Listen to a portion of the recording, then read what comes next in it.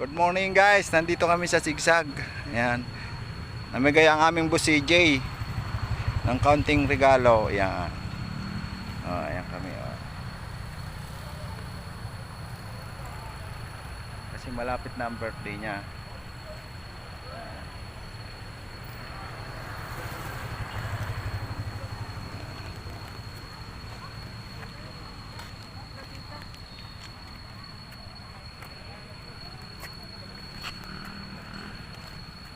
Doon siguro sila sa papasok.